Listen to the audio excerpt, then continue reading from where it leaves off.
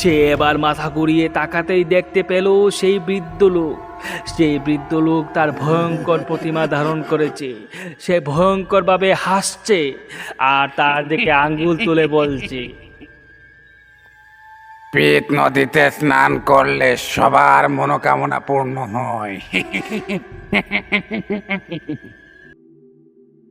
প্রত্যন্ত এক দূরবর্তী গ্রামে ক্রান্তিবাবু নামে এক ব্যক্তি থাকতেন।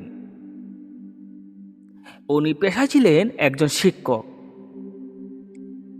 উনি ওনার ব্যক্তিগত জীবন খুবই আদর্শের সাথে কাটিয়েছেন এবং সেই শিক্ষায় শিক্ষিত করে তুলতে চেয়েছিলেন ওনার দুই সন্তানের জীবন, যাদের নাম ছিল সমীর আর সুজিত।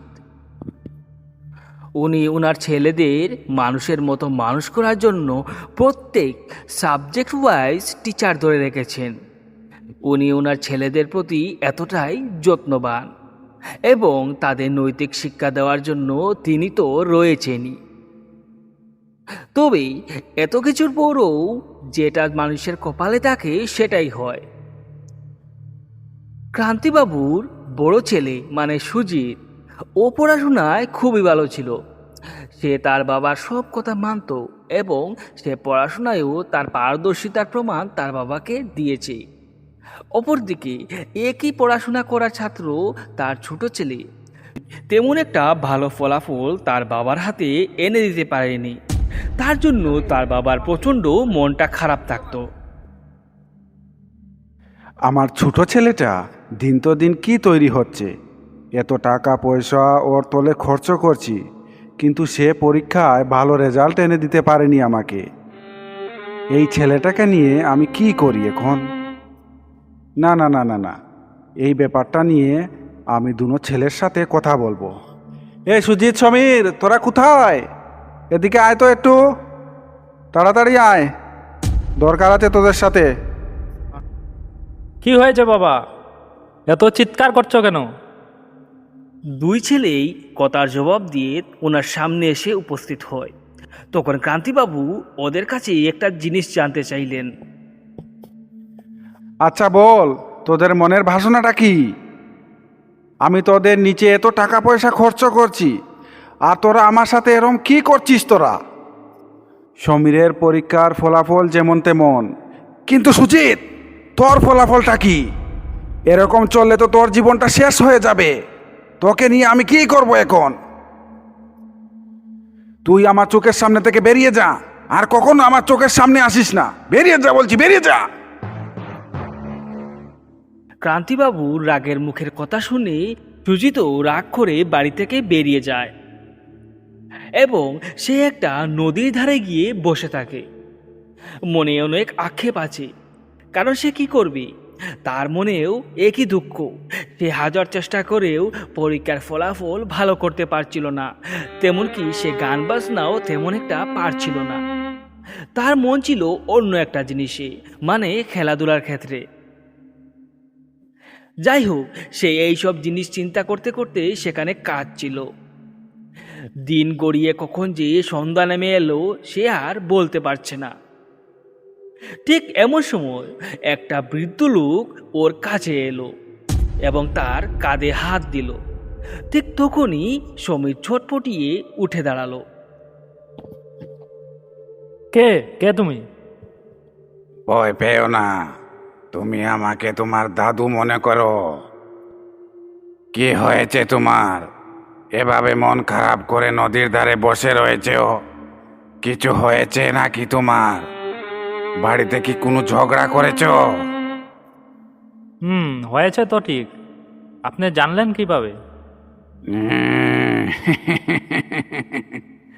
আমি সব জানি।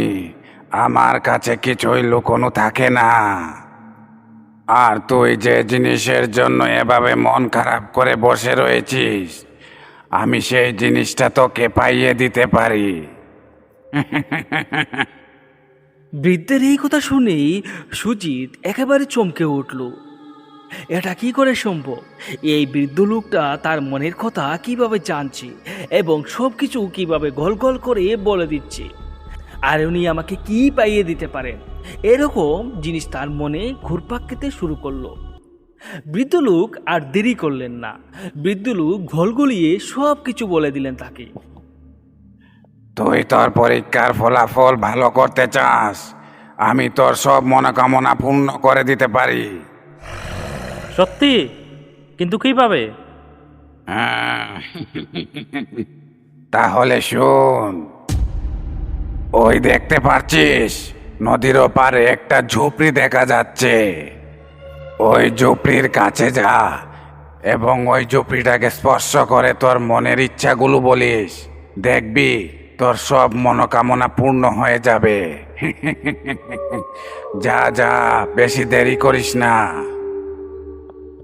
বৃদ্ধ লোকের এই কথা শুনে সুজিত দৌড়ে পালায় তার মনের ইচ্ছাগুলো পূরণ করতে, এবং সে এবার প্রচণ্ড খুশি, যার জন্য সে তার বাবার কাছে প্রচণ্ড বকুনি খেয়েছিল।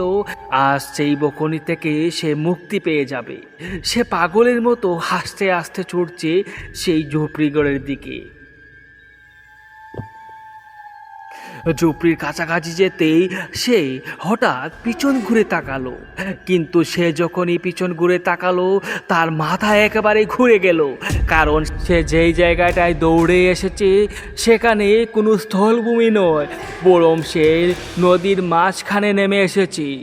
এত বড় ছল তার সাথে কিভাবে হলো? সে যখন দৌড়ে আসছিল তখন তো দেখতে পেয়েছিল সব কিছু সমভূমি, নদীর পার। তাহলে এখন কিভাবে সে গলা অবধি সমুদ্রের জলে নেমে এলো? সে এবার মাথা ঘুরিয়ে তাকাতেই দেখতে পেল সেই বৃদ্ধ লোক। সেই বৃদ্ধ লোক তার ভয়ঙ্কর প্রতিমা ধারণ করেছে। সে ভয়ঙ্করভাবে হাসছে আর তার দিকে আঙ্গুল তুলে বলছে, পিত নদীতে স্নান করলে সবার মনোকামনা পূর্ণ হয়। আপনারা এতক্ষণ শুনছিলেন আমাদের আজকের গল্প পিত নদী। আশা করছি আমাদের গল্পটা ভালো লেগেছে। দেখা হচ্ছে আবারও কোনো নতুন ভৌতিক গল্পে। ততক্ষণের জন্য সবাইকে শুভরাত্রি।